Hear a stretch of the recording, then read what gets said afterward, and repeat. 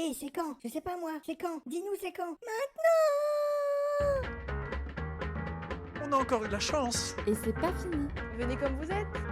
Tu pousses le bouchon un peu trop loin, Maurice. J'aime ces moments-là. Ça coule de source. Mademoiselle Pitch, on air. Bienvenue dans les Mademoiselle Pitch On Air, le podcast qui explore la puissance de la communication au service des grandes causes. Je suis Magali Faget, fondatrice de l'agence Mademoiselle Pitch et également organisatrice du concours de publicité créatif et citoyen, les Mademoiselle Pitch Awards & Co. Dans chaque épisode, avec mes invités, nous vous ouvrirons les portes du monde complexe de la communication des ONG. Un domaine où l'art de raconter des histoires et mobiliser les gens fait toute la différence. Comment les histoires peuvent-elles changer le monde? Comment les campagnes influencent notre façon de penser et d'agir? Et comment les ONG peuvent créer un impact positif, durable, grâce à leur message? Alors, préparez-vous à être inspiré, à repenser votre approche de la communication et à vous engager davantage pour les grandes causes qui vous tiennent à cœur.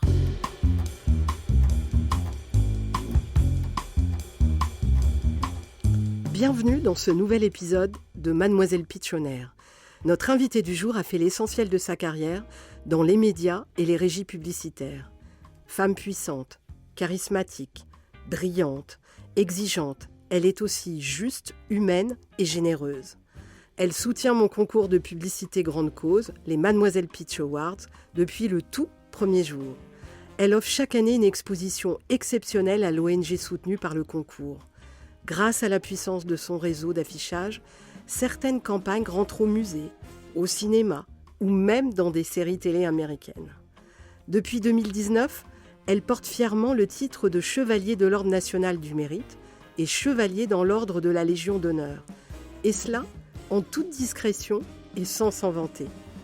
Son influence dépasse largement les frontières de Média Transport, la régie média qu'elle dirige, car elle occupe également un siège au conseil d'administration de l'ARPP, l'autorité de régulation professionnelle de la publicité, dont nous avons reçu le directeur général il y a quelque temps dans un numéro précédent, Stéphane Martin. Femme distinguée par son élégance et engagée en faveur du leadership des femmes dans le monde des affaires, elle essaie de faire bouger les lignes pour confier plus de postes de direction générale aux femmes. C'est aussi une épicurienne et grande sportive qui pratique presque tous les sports. À ce que je connaisse, l'équitation, la plongée, le surf, la voile, je suis sûre que j'en oublie. Et j'ai entendu dire que les murs de sa chambre se souviennent encore de ses interprétations de Like a Virgin quand elle était petite. Bref, elle rêvait déjà de strass et paillettes. C'est avec un immense plaisir que je reçois aujourd'hui dans ce nouvel épisode de Mademoiselle Pitch On Air, Valérie Descamps, directrice générale de Média Transport, une femme de tête qui nous prouve que le leadership peut être aussi pop qu'une chanson de Madonna. C'est pas le moment, c'est pas le moment. Ne pique pas les yeux. Venez comme vous êtes. L'invité du jour. Alors faisons connaissance avec Valérie. Bonjour Valérie. Bonjour Magali. Quelle est la chanson de Madonna qui définit le mieux ton humeur d'aujourd'hui? Il y en a deux. Alors dis-moi. Il y en a une qui s'appelle Nothing Really Matters. D'ailleurs, elle a fait son ouverture lors de sa tournée à Paris sur cette chanson.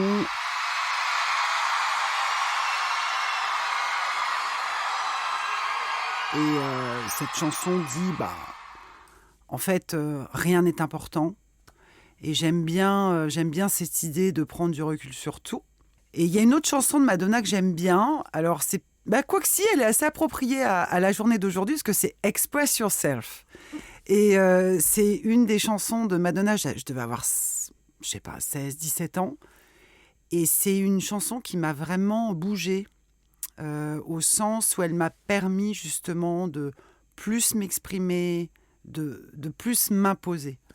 Donc je dirais ces deux titres de Madonna. Tu l'as rencontrée en vrai? Je l'ai croisée, mais non, j'ai jamais eu la chance de la rencontrer. Je l'ai croisée à l'époque, je travaillais dans une autre maison de la radio, privée, commerciale, énergie, pour ne pas la citer. Et évidemment, elle passait régulièrement lors de ses tournées mondiales et j'ai eu l'occasion de la croiser à ce moment-là, c'est tout. Elle m'a juste regardé, souri, mais j'étais enthousiasmée pour la nuit. C'était sur un nuage. Alors dis-moi, que dirait la Valérie d'aujourd'hui à la Valérie teenager qui avait 15 ans et qui était dans sa chambre avec sa brosse à cheveux en train de chanter du Madonna? Je lui dirais aie confiance en toi. Tu es bien plus belle que ce que tu n'imagines. Belle au sens extérieur, intérieur. J'avais pas du tout confiance en moi à cette époque. Donc c'est ce que je lui dirais avec beaucoup de bienveillance. D'ailleurs, je me posais la question, quel enfant tu étais? J'étais une enfant très sage et très timide, assez réservée. Ah, pas du tout ce que tu es aujourd'hui. Non, je sais, c'est assez éloigné, mais j'ai eu vraiment... j'ai eu une adolescence très très tardive en fait. C'est quand j'ai commencé à travailler, quand j'ai commencé à rentrer dans la vie active. Alors heureusement, je suis rentrée dans la vie active assez jeune, parce que j'ai commencé à travailler à 19 ans. Et c'est là où j'ai commencé à m'ouvrir. Qu'est-ce qui te met en colère dans la vie? Et quelles sont les causes qui te touchent le plus? Alors, ce qui me met vraiment en colère, c'est le mensonge. C'est quelque chose qui me rend dingue. C'est vraiment quelque chose que je ne supporte pas, aussi bien dans mon environnement proche, privé, que dans le travail. Notamment le mensonge qui vient à couvrir des erreurs. Pour moi, c'est inacceptable. J'essaye à chaque fois d'installer la confiance avec mes collaborateurs. Moi-même, quand je fais des erreurs, je le dis, je le reconnais. Quand je ne sais pas, je le dis aussi. Et donc, dès l'instant où tu donnes des règles assez claires avec les gens avec qui tu travailles, si elles ne sont pas respectées, ça me rend vraiment très en colère.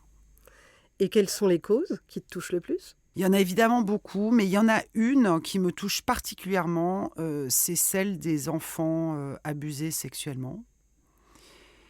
Qui d'ailleurs peut-être a un lien avec ce qui me met en colère, le mensonge, parce que malheureusement 80% de ces abus sont faits en général dans la famille.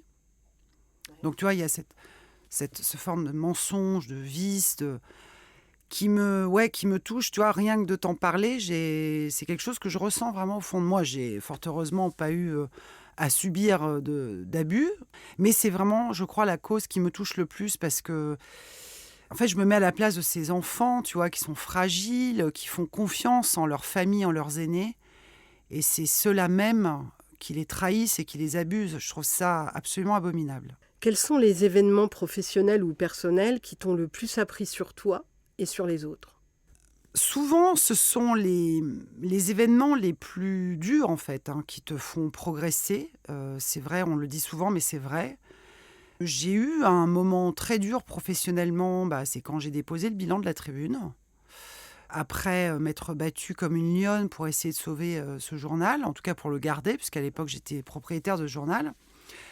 Et c'est vrai que quand tu arrives à la fatalité qui, t'as pas le choix, il faut déposer le bilan, d'un seul coup tu refais le film et tu te dis, alors c'est quoi les erreurs à ne pas recommettre en fait. Ouais. En fait, la Tribune, quand j'ai accepté ce défi que me proposait Alain Veil à l'époque, il y avait une petite voix au fond de moi qui me disait de ne pas y aller. Ah ouais. Et je ne l'ai pas écoutée. Et tu vois, c'est avec recul. En même temps, je ne regrette pas. Je ne regrette pas cette aventure parce que c'est une des aventures les professionnelles les plus dures que j'ai eu à mener, mais en même temps, une des plus riches d'un point de vue professionnel et même rencontre. Et puis, je dirais à titre peut-être plus personnel, j'ai eu il n'y a pas si longtemps, pendant les années Covid, fin 2020-2021, j'ai eu une dépression. Non pas liée au travail, liée à un contexte personnel, familial très dur. Et j'ai touché le fond pour la première fois de ma vie, à l'âge de 52 ans.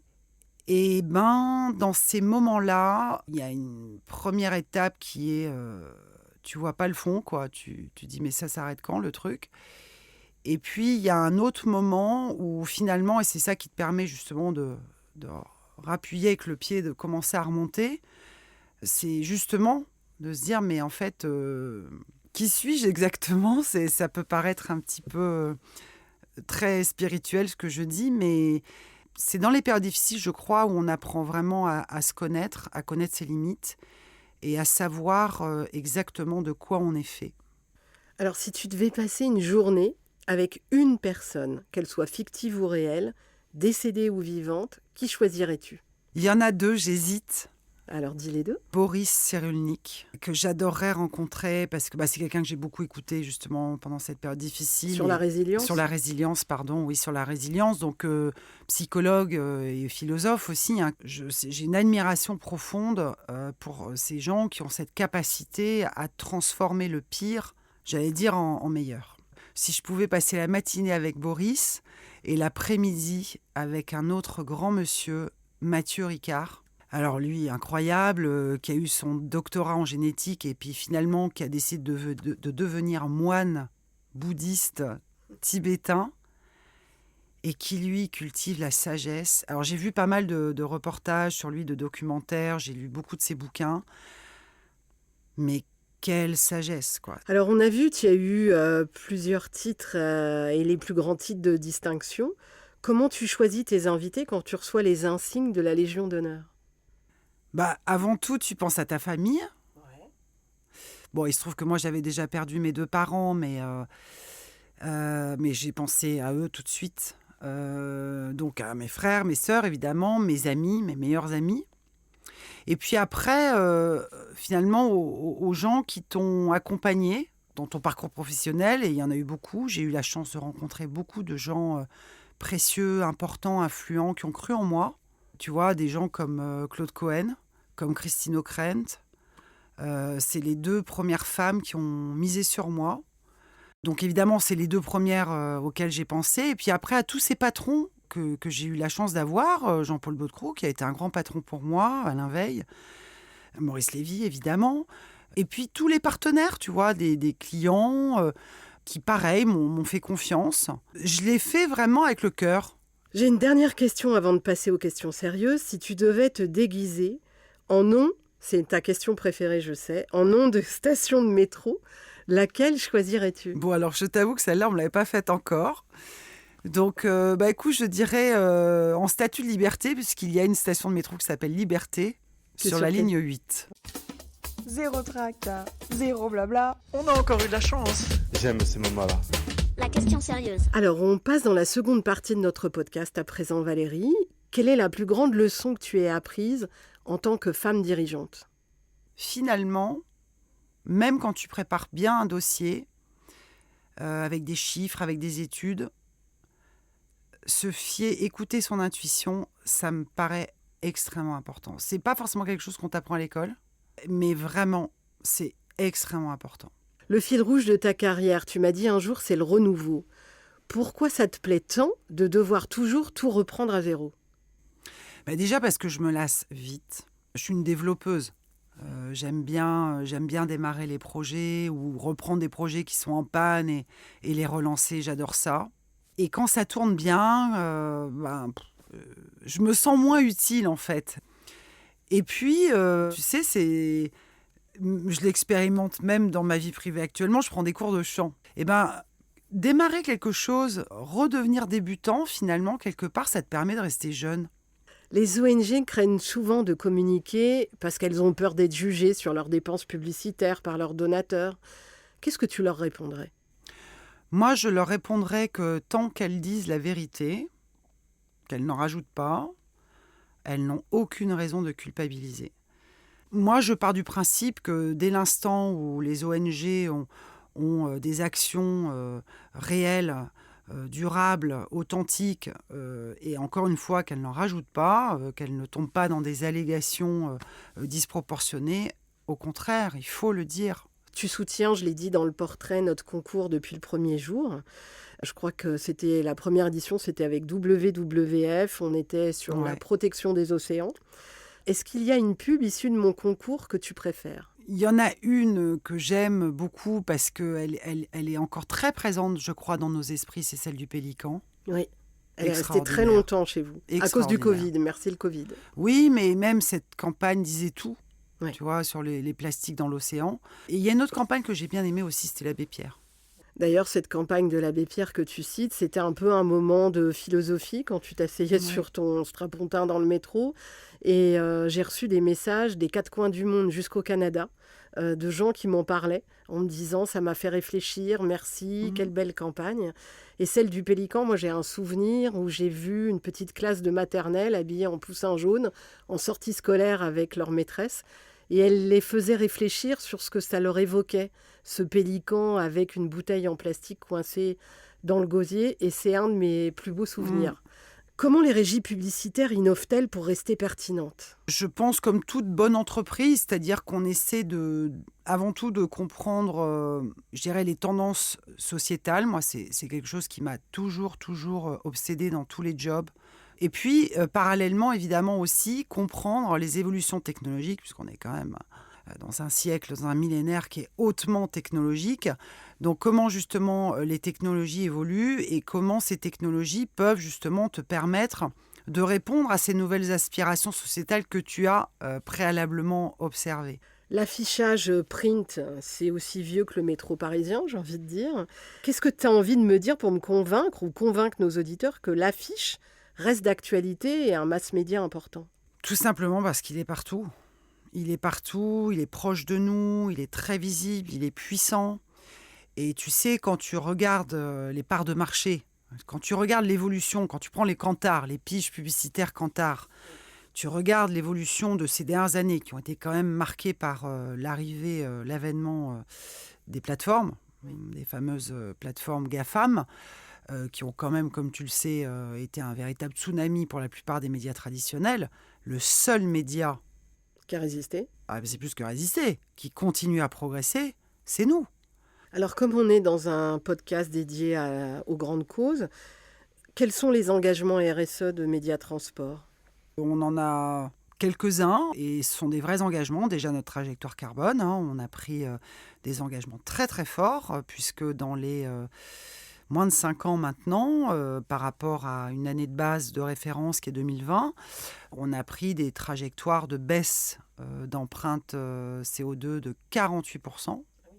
Donc c'est énorme, ça passe beaucoup par la dédensification de nos mobiliers. On enlève beaucoup de mobilier, on calme le rythme et donc on arrive à gagner et en empreinte carbone et également en conso énergétique. Donc ça, c'est un engagement très très fort qu'on a pris et qui est mesuré, qui est audité tous les ans. Et puis après, des engagements qu'on prend justement par rapport à des associations, des ONG. Il y a 3 grands territoires qu'on soutient largement, je trouve. Le premier, c'est tout ce qui va toucher à l'environnement, à la préservation de l'environnement. Donc ça passe par la sensibilisation ou par des actions concrètes qu'on va nous soutenir en diffusant largement des campagnes. Il y a également tout ce qui va concerner la lutte contre l'exclusion. Et aussi une autre qui est plutôt justement pour le soutien de l'image et le respect de la personne. Tu pousses le bouchon un peu trop loin, Maurice. Vous les copains, je ne vous oublierai jamais. Au revoir, président. Le mot de la fin. Alors, on arrive à la dernière partie de notre podcast avec l'acrostiche de la fin. Et pour toi, j'ai choisi le mot Madonna. Je vais te demander de répondre comme ça te vient, lettre par lettre, sur chaque question que je vais te poser. On commence avec la lettre M. M comme mère. Tu es quel type de maman ? La mauvais flic ou la maman poule ? Non, je suis une maman poule à fond. J'assume totalement. A comme amour. Et l'amour dans tout ça ? C'est important, l'amour. Ça fait partie aussi des prises de conscience assez récentes. Il n'y a pas que le boulot. Donc, bien sûr que l'amour, c'est essentiel. Il n'y a pas autant de littérature et de poésie sur l'amour, c'est pas un hasard. D comme défi. Toi qui as mené tant de défis professionnels, est-ce que le prochain, tu ne voudrais pas le mener pour toi ? Si, moi j'aimerais bien. Et si tu devais monter ton entreprise, ce serait dans quel univers ? J'en sais rien, je pense pas dans la pub. En fait, le truc qui m'animerait vraiment, tu vois, c'est de monter une boîte avec ma fille. Et elle est plutôt branchée tourisme, tu vois. Passons à la lettre O, O comme ONG. Si tu avais le pouvoir magique d'éradiquer une injustice, ça serait laquelle ? L'injustice, celle qui crée tellement de communautarisme aujourd'hui dans nos sociétés, c'est d'éliminer toutes les discriminations, toute forme de discrimination. N comme nature, l'endroit où tu te sens le mieux sur Terre. Il n'y a pas photo, Biarritz, Côte des Basques. N comme nuit, est-ce que tu es une fêtarde ou est-ce que la nuit, c'est fait pour dormir ? Écoute, j'étais ce qu'on appelle une grosse fêtarde pendant de nombreuses années. Aujourd'hui, j'alterne. Donc, il y a des nuits pour faire la fête avec les copains, ça fait du bien. Et puis des nuits quand même pour récupérer. Un comme addict, ton plaisir coupable. J'aime bien le bon champagne, j'aime bien le bon vin. Eh bien, c'est déjà la fin de notre podcast. C'est déjà fini pour cette session avec Valérie Descamps. C'était un plaisir de t'écouter et de te recevoir. C'est passé trop vite. J'étais ravie d'échanger avec toi dans ce nouveau numéro de Mademoiselle Pitchonnaire. Vous pouvez retrouver ce podcast et tous les autres sur vos applis et vos plateformes de podcast d'écoute préférées. Et rendez-vous dans le prochain épisode de Mademoiselle Pitchonnaire pour découvrir nos prochains invités. Ça passait vite, hein. Ouais, ça passe vite.